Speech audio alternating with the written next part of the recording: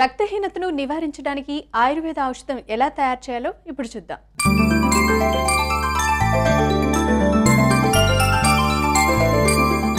రక్తహీనత సమస్యను తగ్గించుకోవడానికి మనం ఒక ఔషధం తయారు చేస్తాం కదా. దానిలోకి ఏంటంటే మొత్తం 3 మూలికలు కావాలి. అందులో మనం మొట్టమొదటి తీసుకునేది ఏంటంటే ఉసిరి పెచ్చులు. ఉసిరి ఏంటంటేనేమో ఒకటి మనం ఇందాక రకరకాల కారణాలు ఉన్నాయని చెప్పుకున్నాం కదా రక్తహీనతకి. అందులో విటమిన్ సి కనుక లోపించినట్టయితే రక్తహీనతకి కారణమయ్యేందుకు అవకాశం ఉంటుంది. ఈ ఉసిరిలో విటమిన్ సి చాలా చాలా ఎక్కువగా ఉంటుంది అనమాట. చాలా ఎక్కువ పరిమాణం, అంటే ఎండిపోయిన ఉసిరిలో కూడా ఆ విటమిన్ సి నశించిపోకుండా ఉంటుంది. అందుకని మనకి ఉపయోగపడుతుంది. అలాగే ఇంకొకటి ఏంటంటే ఇది ఒక మంచి రసాయనం కనుక, ఉసిరి రసాయనం కనుక ఏంటంటే రక్త కణాలు బాగా పుట్టడానికి కూడా ఈ ఉసిరి మనకి బాగా ఉపయోగపడుతుంది. ఇప్పుడు మీకు ఔషధం తయారీ చూపించడం కోసమని మేము కొద్దిగా ఉసిరి చూర్ణాన్ని తీసుకుని ఈ ఔషధం తయారీ చూపిస్తాం. బాగా 2 చెంచాల నిండా తీసుకో.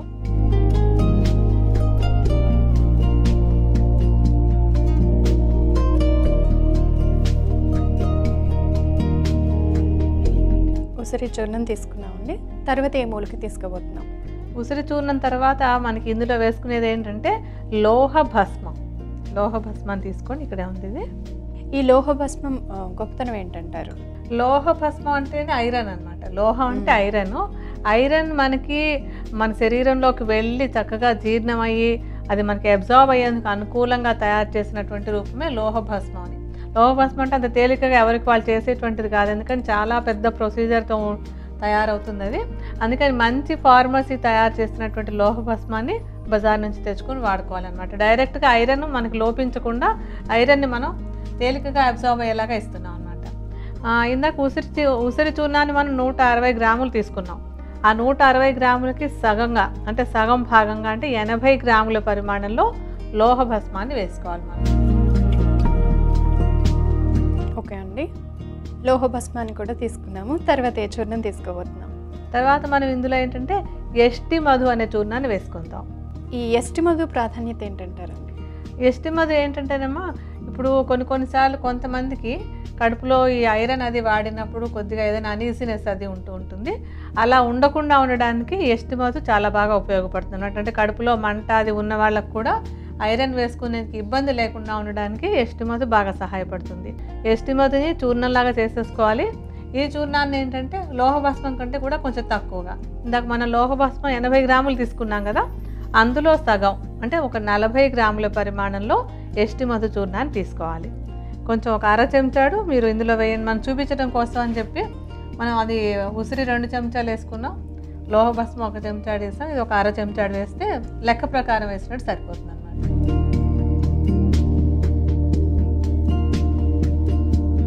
ఓకే అండి, ఈ చూర్ణం కూడా తీసుకున్నాం. తర్వాత ఏ మూలిక తీసుకోబోతున్నాం? ఇప్పుడు ఏంటంటే ఇవి చూర్ణాలు కలిపేసి ఉంచుకోవాలి.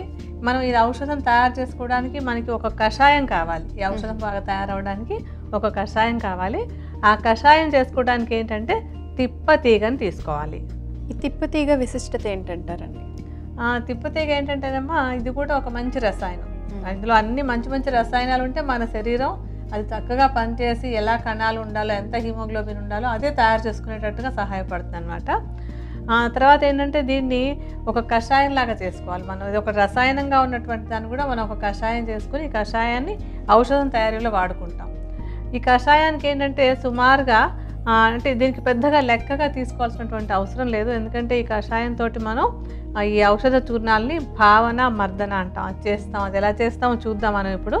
ముందేంటంటే తిప్పతీగని సుమారుగా ఏం చేస్తారంటే దాదాపుగా ఒక 80 గ్రాముల పరిమాణంలో తీసుకోండి ఈ తిప్పతీగ చూర్ణాన్ని. దానికి 4 రెట్ల నీటిని పోసి కొంచెం కషాయంలాగా కాచుకోవాలి. ఇప్పుడు మీకు చూపించడానికి మేము కూడా కషాయం తయారు చేస్తాం. కొంచెం ఈ తిప్పతీగ చూర్ణాన్ని తీసుకొని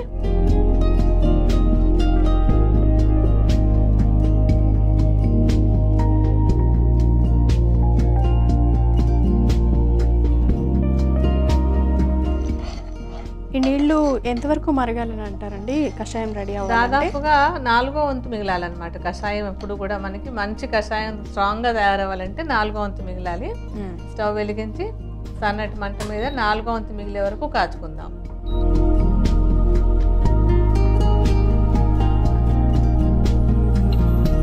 ఇప్పుడు కషాయం మరిగి 4వ వంతు మిగిలింది కదమ్మా, ఇంకా సరిపోతుంది.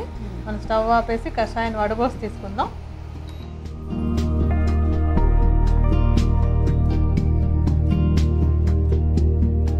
ఏంటంటే మనం ఈ ఔషధాన్ని మనం మాత్రల్లాగా తయారు చేసుకోవాలి. ఈ మాత్రల్లా తయారు చేసుకోవడానికి కొంచెం భావన మర్దన ఇందప్పుడు చెప్పాను కదా.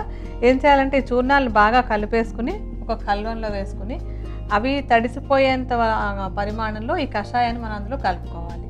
ఈ కల్వంలో అంటే మనం చూపించడం కోసం చిన్న కల్వంలో వేద్దాము. దీనిలో ఈ చూర్ణాల మిశ్రమాన్ని వేయండి. తీసుకుని ఆ కషాయాన్ని ఇప్పుడు ఈ చూర్ణంలో పోయండి. అంటే మనకి సరిపోయేంత కషాయమే ఉంది, అందులో పోసేసేయచ్చు. అది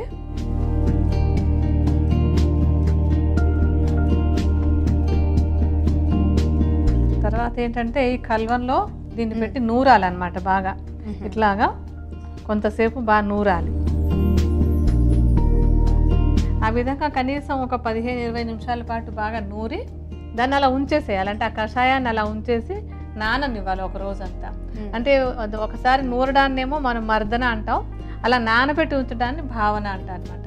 అలాగా ఒక రోజు కాదు, 7 రోజులు చేసుకోవాలి. అలాగా అలా 7 రోజుల పాటు కషాయాన్ని పోస్తూ దాన్ని నూరి మళ్ళీ కాసేపు నాననిచ్చి మళ్ళీ నూరి అలాగా 7 రోజులు చేయాలన్నమాట. ఆ విధంగా చేసిన తర్వాత చివరికి ఏమవుతుందంటే అది ఒక ముద్దలాగా గట్టిగా మనం చిన్న మాత్రలు చేసుకునేందుకు అనువుగా చిక్కటి ముద్దలాగా తయారవుతుంది. ఆ ముద్దలాగా తయారైన తర్వాత దాన్ని మాత్రలాగా చేసుకోవాలి. మనం చూపించడం కోసం అని చెప్పి కొన్ని మాత్రలు మనం సిద్ధంగా ఉంచాము ఇక్కడ. ఇలా మాత్రలు అంటే ఈ పరిమాణంలో మాత్రలాగా తయారు చేసుకుని నీడలో ఆరబెట్టి ఉంచేసుకోండి. అంటే సైజు కూడా ఇలాగ కొంచెం శనగ గింజ అంత పరిమాణంలో అనమాట. ఇలా చేసి నీడలో ఎండబెట్టి ఉంచుకోండి. ఇలా పెట్టి ఉంచేసుకున్న తర్వాత ఈ ఔషధం ఏంటంటే మొత్తం అయిన తర్వాత దానికి ప్రాసెస్ అయ్యి వేసుకోవడానికి అనువుగా ఉంటుందన్నమాట. ఇంత పద్ధతి ఏంటండి, ఇంత పని చేయాలా అనిపిస్తుంది. కానీ ఏంటంటే ఐరన్ మనం కడుపులోకి తీసుకునేటప్పుడు అది బాగా అరగడానికి, దానివల్ల ఎటువంటి ఇబ్బందులు రాకుండా ఉండడానికి కూడా ఇలాగ ఈ కషాయంతో మర్దన భావన అవన్నీ చేసినట్టయితే మన జీర్ణ వ్యవస్థకు అనుకూలంగా ఉండేలాగా మందు తేలికగా అరిగేలాగా సైడ్ ఎఫెక్ట్స్ అవి లేకుండా ఉండడానికి బాగుంటుంది అనమాట. ఈ మాత్రని పొద్దున ఒకటి రాత్రి ఒకటి చొప్పున ఆహారం తీసుకున్న తర్వాత ఒక మాత్ర చొప్పున వేసుకుంటూ ఉండాలి. అంటే ఎంత రక్తహీనత ఉందో దాన్ని బట్టి 2-3 నెలల పాటు రోజు 2 పూట్ల ఈ మాత్రలు కనుక తీసుకున్నట్టయితే రక్తహీనత సమస్యను తగ్గించుకోవచ్చు.